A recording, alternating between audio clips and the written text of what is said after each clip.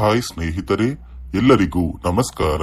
ನೋಡಿ, ಗೃಹಲಕ್ಷ್ಮಿ ಯೋಜನೆಯ ಪ್ರತಿಯೊಂದು ಫಲಾನುಭವಿಗಳಿಗೆ ಸರ್ಕಾರ 6,000 ಹಣನ ಜಮಾ ಮಾಡ್ತಾ ಇದ್ದು, ನಿಮ್ಮ ಬ್ಯಾಂಕ್ ಖಾತೆಗೆ ನಾಳೆ ಬುಧವಾರ ಮಾರ್ಚ್ 19ರಂದು ಕರ್ನಾಟಕದ 25 ಜಿಲ್ಲೆಗಳ ಪ್ರತಿಯೊಂದು ಫಲಾನುಭವಿಗಳಿಗೆ ಈ 6,000 ಹಣ ಜಮಾ ಆಗ್ತಾ ಇದೆ. ಈ ಒಂದು ಹಣದಲ್ಲಿ ಗೃಹಲಕ್ಷ್ಮಿ ಯೋಜನೆಯ 17 ಮತ್ತು 18ನೇ ಕಂತಿನ 4,000 ಹಣ, ಅದೇ ರೀತಿ ಅನ್ನಭಾಗ್ಯ ಯೋಜನೆಯ ಕಳೆದ 5 ತಿಂಗಳ ಪೆಂಡಿಂಗ್ ಇರುವಂತಹ 2,000 ಹಣ, ಒಟ್ಟಾರೆ 6,000 ಹಣ ಪ್ರತಿಯೊಂದು ಫಲಾನುಭವಿಗಳಿಗೆ ಜಮಾ ಆಗ್ತಾ ಇದ್ದು, ಕೆಲವೊಂದು ಫಲಾನುಭವಿಗಳಿಗೆ ಸರ್ಕಾರ ಈ 6,000 ಹಣನ ಕ್ಯಾನ್ಸಲ್ ಮಾಡಿದೆ. ಹಾಗಾದ್ರೆ ಬನ್ನಿ, ಸರ್ಕಾರದಿಂದ ಬಂದಿರುವಂತಹ ಒಂದು ಮಾಹಿತಿ ಏನು ಅಂತ ನಾನು ನಿಮಗೆ ತಿಳಿಸ್ಕೊಡ್ತಾ ಇದ್ದೀನಿ. ಅದಕ್ಕಿಂತ ಮೊದಲು ನೋಡಿ ಸ್ನೇಹಿತರೆ, ನೀವೇನಾದ್ರೂ ಇನ್ನೂ ಸಹ ನನ್ನ ಚಾನೆಲ್ ನ ಸಬ್ಸ್ಕ್ರೈಬ್ ಆಗಿಲ್ಲ ಅಂದ್ರೆ ದಯವಿಟ್ಟು ಪ್ರತಿಯೊಬ್ಬರು ಚಾನೆಲ್ ನ ಸಬ್ಸ್ಕ್ರೈಬ್ ಮಾಡ್ಕೊಳ್ಳಿ, ಹಾಗೆ ವಿಡಿಯೋಗೆ ಒಂದು ಲೈಕ್ ನ ಕೊಡಿ.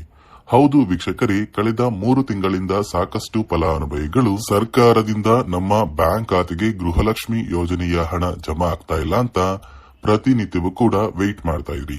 ಇದೀಗ ಕೆಲವೇ ದಿನಗಳ ಹಿಂದೆ ಸರ್ಕಾರ ಪ್ರತಿಯೊಂದು ಫಲಾನುಭವಿಗಳಿಗೆ 16ನೇ ಕಂತಿನ ಹಣನ ಜಮಾ ಮಾಡಿದ್ದು, ನಿಮ್ಮ ಬ್ಯಾಂಕ್ ಖಾತೆಗೆ ನಾಳೆ ಬುಧವಾರ ಮಾರ್ಚ್ 19ರಂದು ಸರ್ಕಾರ ಗೃಹಲಕ್ಷ್ಮಿ ಯೋಜನೆಯ 17 ಮತ್ತು 18ನೇ ಕಂತಿನ 4,000 ಹಣ, ಅದೇ ರೀತಿ ಅನ್ನಭಾಗ್ಯ ಯೋಜನೆಯ ಕಳೆದ 5 ತಿಂಗಳ ಪೆಂಡಿಂಗ್ ಇರುವಂತಹ 2,000 ಹಣ, ಒಟ್ಟಾರೆ ಪ್ರತಿಯೊಂದು ಫಲಾನುಭವಿಗಳಿಗೆ ಸರ್ಕಾರ 6,000 ಹಣನ ಜಮಾ ಮಾಡ್ತಾ ಇದೆ. ನಿಮ್ಮ ಬ್ಯಾಂಕ್ ಖಾತೆಗೆ ಹೇಗೆ 6,000 ಹಣ ಜಮಾ ಆಗ್ತಾ ಇದೆ ಅಂತ ನಾನು ನಿಮಗೆ ವಿತ್ ಪ್ರೂಫ್ ಮೂಲಕ ಮಾಹಿತಿನ ಕೊಡ್ತಾ ಇದ್ದೀನಿ.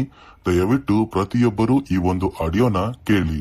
ಎಲ್ಲ ಗೃಹಲಕ್ಷ್ಮಿಗಳಿಗೆ ಇಷ್ಟೇ ಹೇಳಲಿಕ್ಕೆ ಬಯಸ್ತೇನೆ, ನಿಮ್ಮ ಕಾಳಜಿ ನಮಗಿದೆ. ನೀವು ಗೃಹಲಕ್ಷ್ಮಿ ಹಣ ಬರುತ್ತೆ ಅಂತ ತಿಂಗಳಿಗೆ ಏನೇನೋ ನೀವು ವಿಚಾರ ಮಾಡ್ಕೊಂಡಿದ್ರೆ ಅದು ನಿಮ್ ತಪ್ಪಲ್ಲ. ಸರ್ಕಾರ ವಾಗ್ದಾನ ಮಾಡಿದೆ. ಸಿದ್ದರಾಮಯ್ಯನವರು ಆಗಿರ್ಬೋದು, ಡಿ.ಕೆ. ಶಿವಕುಮಾರ್ ಅವರಾಗಿರ್ಬೋದು, ತಮಗೆ ಕೊಟ್ಟ ಭಾಷೆಯನ್ನ ನೆರವೇರಿಸಲಿಕ್ಕೆ ಸಾರಥಿ ತರ ನಾನು ಕೂಡ ನಿಂತ್ಕೊಂಡಿದ್ದೀನಿ. ಯಾವುದೇ ಕಾರಣಕ್ಕೂ ಚಿಂತೆ ಬೇಡ. ನಿಮಗೇನು 3 ತಿಂಗಳ ಹಣ ಬಂದಿಲ್ಲ, ಆ 3 ತಿಂಗಳ ಹಣವನ್ನ ಆದಷ್ಟು ಶೀಘ್ರದಲ್ಲಿ ತಮಗೆ ಹಾಕೊಡ್ತೀನಿ. ಕೇಳಿದ್ರಲ್ಲ ವೀಕ್ಷಕರೇ, ಸಚಿವೆ ಲಕ್ಷ್ಮಿ ಹೆಬ್ಬಾಳ್ಕರ್ ಅವರಿಗೆ ಕೊಟ್ಟಿರುವಂತಹ ಒಂದು ಮಾಹಿತಿಯ ಪ್ರಕಾರ ಗೃಹಲಕ್ಷ್ಮಿ ಯೋಜನೆಯ ಪ್ರತಿಯೊಂದು ಫಲಾನುಭವಿಗಳಿಗೆ ಸರ್ಕಾರದಿಂದ 3 ತಿಂಗಳ ಹಣ ಅಂದ್ರೆ ಡಿಸೆಂಬರ್, ಜನವರಿ ಮತ್ತು ಫೆಬ್ರವರಿ ತಿಂಗಳ ಒಟ್ಟು 6,000 ಹಣನ ಜಮಾ ಮಾಡ್ತೀವಿ ಅಂತ ಒಂದು ಭರ್ಜರಿ ಗುಡ್ಡಿಸ್ನ ಕೊಟ್ಟಿದ್ರು. ಇದೀಗ ಸರ್ಕಾರದಿಂದ ಡಿಸೆಂಬರ್ ತಿಂಗಳ 16ನೇ ಕಂತಿನ ಹಣ ಸಾಕಷ್ಟು ಫಲಾನುಭವಿಗಳು ಪಡ್ಕೊಂಡಿದ್ದೀರಾ. ನಿಮ್ಮ ಬ್ಯಾಂಕ್ ಖಾತೆಗೆ ನಾಳೆ ಬುಧವಾರ ಮಾರ್ಚ್ 19ರಂದು ಸರ್ಕಾರದಿಂದ 17 ಮತ್ತು 18ನೇ ಕಂತಿನ ಹಣ ಅಂದ್ರೆ 2 ತಿಂಗಳ 4,000 ಹಣನ ಜಮಾ ಮಾಡ್ತಾ ಇದೆ. ಈ ಒಂದು ಹಣದ ಜೊತೆಗೆ ಅನ್ನಭಾಗ್ಯ ಯೋಜನೆಯ ಕಳೆದ 5 ತಿಂಗಳ 2,000 ಹಣ ಕೂಡ ಜಮಾ ಆಗ್ತಾ ಇದ್ದು, ಕರ್ನಾಟಕದ 25 ಜಿಲ್ಲೆಗಳಿಗೆ ಈ ಒಂದು ಹಣ ಜಮಾ ಆಗ್ತಾ ಇದೆ. ಮತ್ತು ನೀವು ಈ 6,000 ಹಣನ ಒಟ್ಟಿಗೆ ಪಡ್ಕೋಬೇಕು ಅಂದ್ರೆ ಸರ್ಕಾರದಿಂದ ಕೆಲವೊಂದು ನಿಯಮಗಳನ್ನ ಕೂಡ ಜಾರಿಗೆ ತಂದಿದ್ದಾರೆ. ಈ ನಿಯಮಗಳ ಪ್ರಕಾರ ಸಾಕಷ್ಟು ಫಲಾನುಭವಿಗಳಿಗೆ ಸರ್ಕಾರ ಈ ಬಾರಿ ಈ 6,000 ಹಣನ ಕ್ಯಾನ್ಸಲ್ ಮಾಡಿದೆ. ಹಾಗಾದ್ರೆ ಬನ್ನಿ ಸ್ನೇಹಿತರೆ, ಸರ್ಕಾರದಿಂದ ಜಾರಿಗೆ ತಂದಿರುವ ಆ ನಿಯಮಗಳು ಏನು ಅಂತ ಕೂಡ ತಿಳಿಸ್ಕೊಡ್ತೀನಿ. ಅದಕ್ಕಿಂತ ಮೊದಲು ನಾಳೆ ಬುಧವಾರ ಮಾರ್ಚ್ 19ರಂದು ಕರ್ನಾಟಕದ ಯಾವ 25 ಜಿಲ್ಲೆಗಳಿಗೆ ಸರ್ಕಾರ 6,000 ಹಣನ ಜಮಾ ಮಾಡ್ತಾ ಇದೆ ಅಂದ್ರೆ, ಮೊದಲಿಗೆ ಬೆಂಗಳೂರು ನಗರ, ಬೆಂಗಳೂರು ಗ್ರಾಮಾಂತರ, ರಾಮನಗರ, ಚಿಕ್ಕಬಳ್ಳಾಪುರ, ಚಿತ್ರದುರ್ಗ, ದಾವಣಗೆರೆ, ಕೋಲಾರ, ಶಿವಮೊಗ್ಗ, ತುಮಕೂರು, ಬಾಗಲಕೋಟೆ, ಬೆಳಗಾವಿ, ವಿಜಯಪುರ, ಧಾರವಾಡ, ಗದಗ, ಹಾವೇರಿ, ಉತ್ತರ ಕನ್ನಡ, ಬಳ್ಳಾರಿ, ಬೀದರ್, ಕಲಬುರಗಿ, ಕೊಪ್ಪಳ, ರಾಯಚೂರು, ಯಾದಗಿರಿ, ವಿಜಯನಗರ, ಚಾಮರಾಜನಗರ, ಚಿಕ್ಕಮಗಳೂರು, ದಕ್ಷಿಣ ಕನ್ನಡ, ಹಾಸನ, ಕೊಡಗು, ಮಂಡ್ಯ, ಮೈಸೂರು ಮತ್ತು ಉಡುಪಿ. ಈ 25 ಜಿಲ್ಲೆಗಳ ಪ್ರತಿಯೊಂದು ಫಲಾನುಭವಿಗಳಿಗೆ ಸರ್ಕಾರ 6,000 ಹಣನ ಜಮಾ ಮಾಡ್ತಾ ಇದ್ದು, ಮಾರ್ಚ್ ತಿಂಗಳು ಮುಗಿಯುವಷ್ಟರಲ್ಲಿ ಪ್ರತಿಯೊಂದು ಫಲಾನುಭವಿಗಳು ನಿಮ್ಮ ಬ್ಯಾಂಕ್ ಖಾತೆಗೆ ಈ 6,000 ಹಣನ ಪಡ್ಕೋತೀರಾ. ನೋಡಿ ಸ್ನೇಹಿತರೆ, ಈ ಬಾರಿ ಸುಮಾರು 1 ಲಕ್ಷಕ್ಕಿಂತ ಅಧಿಕ ಫಲಾನುಭವಿಗಳ ಬ್ಯಾಂಕ್ ಖಾತೆಗೆ ಸರ್ಕಾರ ಗೃಹಲಕ್ಷ್ಮಿ ಯೋಜನೆಯ ಹಣನ ಜಮಾ ಮಾಡ್ತಾ ಇಲ್ಲ. ಕಾರಣ ಏನು ಅಂದ್ರೆ, ನಿಮ್ಮ ಬ್ಯಾಂಕ್ ಖಾತೆಗೆ ಡೆಬಿಟ್ ಮೂಲಕ ಹಣ ಜಮಾ ಮಾಡುವಂತಹ ಸಂದರ್ಭದಲ್ಲಿ ಸರ್ಕಾರ ಸಾಕಷ್ಟು ಫಲಾನುಭವಿಗಳ ಒಂದು ಬ್ಯಾಂಕ್ ಖಾತೆಗೆ ಹಣ ಜಮಾ ಮಾಡೋದನ್ನ ಕ್ಯಾನ್ಸಲ್ ಮಾಡಿದೆ. ಯಾಕಂದ್ರೆ ಇತ್ತೀಚೆಗೆ ಹಣಕಾಸು ಇಲಾಖೆ ಜಾರಿಗೆ ತಂದಿರುವ 5 ನಿಯಮಗಳ ಆಧಾರದ ಮೇಲೆ ಪ್ರತಿಯೊಂದು ಫಲಾನುಭವಿಗಳಿಗೆ ಸರ್ಕಾರ ಈ ಒಂದು ಹಣನ ಜಮಾ ಮಾಡ್ತಾ ಇದ್ದು, ಯಾರೆಲ್ಲ ಫಲಾನುಭವಿಗಳು ಈ ನಿಯಮಗಳನ್ನ ಪಾಲಿಸಿಲ್ಲ ನಿಮ್ಮ ಬ್ಯಾಂಕ್ ಖಾತೆಗೂ ಕೂಡ ಹಣ ಜಮಾ ಆಗೋದಿಲ್ಲ. ಹಾಗಾದ್ರೆ ಬನ್ನಿ ಸ್ನೇಹಿತರೆ, ಸರ್ಕಾರ ಜಾರಿಗೆ ತಂದಿರುವ ಆ 5 ಹೊಸ ನಿಯಮಗಳು ಏನು ಅಂತ ನಾನು ನಿಮಗೆ ತಿಳಿಸ್ಕೊಡ್ತಾ ಇದ್ದೀನಿ. ನೋಡಿ ಸ್ನೇಹಿತರೆ, ಮೊದಲನೆಯ ಒಂದು ನಿಯಮ ಬಂದು, ಸಾಕಷ್ಟು ಫಲಾನುಭವಿಗಳು ಹೊಂದಿರುವಂತಹ ಒಂದು ರೇಷನ್ ಕಾರ್ಡ್ ಏನಿದೆ, ಆ ಒಂದು ರೇಷನ್ ಕಾರ್ಡ್ ನ ಮನೆಯ ಸದಸ್ಯರ ಪ್ರತಿಯೊಬ್ಬರ ಒಂದು ಆಧಾರ್ ಕಾರ್ಡ್ ನ ನಿಮ್ಮ ರೇಷನ್ ಕಾರ್ಡ್ಗೆ ಕಡ್ಡಾಯವಾಗಿ ಲಿಂಕ್ ಮಾಡಿಸಬೇಕು. ಅಂದ್ರೆ ಈ ಒಂದು ಲಿಂಕ್ ಮಾಡಿಸುವಂತಹ ಒಂದು ಪ್ರೊಸೀಜರ್ಗೆ ಸರ್ಕಾರ KYC ಅಂತ ಕರೀತಾರೆ. ನಿಮ್ಮ ರೇಷನ್ ಕಾರ್ಡ್ಗೆ ಇನ್ನೂ ಸಹ KYC ಆಗಿಲ್ಲ ಅಂದ್ರೆ ನಿಮ್ಮ ಬ್ಯಾಂಕ್ ಖಾತೆಗೆ ಸರ್ಕಾರ ಮುಂದಿನ ದಿನಗಳಲ್ಲಿ ಗೃಹಲಕ್ಷ್ಮಿ ಯೋಜನೆಯ ಹಣನ ಕ್ಯಾನ್ಸಲ್ ಮಾಡುತ್ತೆ.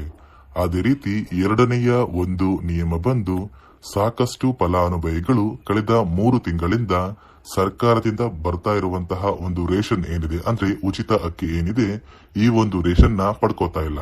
ಒಂದು ವೇಳೆ ಕಳೆದ 3 ತಿಂಗಳಿಂದ ನೀವು ರೇಷನ್ ನ ಪಡ್ಕೊಂಡಿಲ್ಲ ಅಂದ್ರೆ ಸರ್ಕಾರ ನಿಮ್ಮ ಬಳಿ ಇರುವಂತಹ ಒಂದು ರೇಷನ್ ಕಾರ್ಡ್ ನ ಕ್ಯಾನ್ಸಲ್ ಮಾಡುತ್ತೆ. ನಿಮ್ಮ ರೇಷನ್ ಕಾರ್ಡ್ ನ ಸರ್ಕಾರ ಕ್ಯಾನ್ಸಲ್ ಮಾಡಿದ್ರೆ ನಿಮ್ಮ ಬ್ಯಾಂಕ್ ಖಾತೆಗೆ ಗೃಹಲಕ್ಷ್ಮಿ ಯೋಜನೆಯ ಹಣ ಇರಬಹುದು ಮತ್ತು ಸರ್ಕಾರದಿಂದ ಬರುವಂತಹ ಒಂದು ಸೌಲಭ್ಯಗಳನ್ನ ನೀವು ಕಳ್ಕೋಬೇಕಾಗುತ್ತೆ. ಅದೇ ರೀತಿ ಮೂರನೆಯ ಒಂದು ನಿಯಮ ಬಂದು, ನೋಡಿ ಸ್ನೇಹಿತರೆ, ನಿಮ್ಮ ಬಳಿ ಇರುವಂತಹ ಒಂದು ಆಧಾರ್ ಕಾರ್ಡ್ ಏನಿದೆ, ಆ ಒಂದು ಆಧಾರ್ ಕಾರ್ಡ್ ನ ಕಳೆದ 15 ವರ್ಷಗಳಲ್ಲಿ ನೀವು ಯಾವುದೇ ರೀತಿಯ ಒಂದು ತಿದ್ದುಪಡಿನ ಮಾಡಿಸಿಲ್ಲ ಅಂದ್ರೆ ನಿಮ್ಮ ಬ್ಯಾಂಕ್ ಖಾತೆಗೆ ಸರ್ಕಾರ ಗೃಹಲಕ್ಷ್ಮಿ ಯೋಜನೆಯ ಹಣನ ಕ್ಯಾನ್ಸಲ್ ಮಾಡುತ್ತೆ. ಯಾಕಂದ್ರೆ ಸರ್ಕಾರದಿಂದ ಬಂದಿರುವಂತಹ ಒಂದು ಆದೇಶದ ಪ್ರಕಾರ ಪ್ರತಿಯೊಂದು ಫಲಾನುಭವಿಗಳು ಕಳೆದ 15 ವರ್ಷಗಳಲ್ಲಿ ಯಾವುದೇ ರೀತಿಯ ಒಂದು ತಿದ್ದುಪಡಿನ ನಿಮ್ಮ ಆಧಾರ್ ಕಾರ್ಡ್ಗೆ ನೀವು ಮಾಡಿಸಿಲ್ಲ ಅಂದ್ರೆ ಕಡ್ಡಾಯವಾಗಿ ಆದಷ್ಟು ಬೇಗ ನಿಮ್ಮ ಆಧಾರ್ ಕಾರ್ಡ್ಗೆ ತಿದ್ದುಪಡಿನ ಮಾಡಿಸಿ. ಅದೇ ರೀತಿ ನಾಲ್ಕನೆಯ ಒಂದು ನಿಯಮ ಬಂದು, ನಿಮ್ಮ ಕುಟುಂಬದ ಒಂದು ವಾರ್ಷಿಕ ಆದಾಯ 7 ಲಕ್ಷಕ್ಕಿಂತ ಕಡಿಮೆ ಇರಬೇಕು. ಒಂದು ವೇಳೆ ನಿಮ್ಮ ಕುಟುಂಬದ ವಾರ್ಷಿಕ ಆದಾಯ 7 ಲಕ್ಷಕ್ಕಿಂತ ಜಾಸ್ತಿ ಇದ್ರೆ ನಿಮ್ಮ ಬ್ಯಾಂಕ್ ಖಾತೆಗೆ ಸರ್ಕಾರ ಗೃಹಲಕ್ಷ್ಮಿ ಯೋಜನೆಯ ಹಣನ ಕ್ಯಾನ್ಸಲ್ ಮಾಡುತ್ತೆ. ಅದೇ ರೀತಿ 5ನೆಯ ಒಂದು ನಿಯಮ ಬಂದು, ನಿಮ್ಮ ಕುಟುಂಬದ ಸದಸ್ಯರು ಅಥವಾ ಗೃಹಲಕ್ಷ್ಮಿ ಯೋಜನೆಯ ಫಲಾನುಭವಿಗಳು ಯಾರು ಕೂಡ ಸರ್ಕಾರಿ ನೌಕರರಾಗಿ ಕಾರ್ಯನಿರ್ವಹಿಸ್ತಾ ಇರಬಾರದು.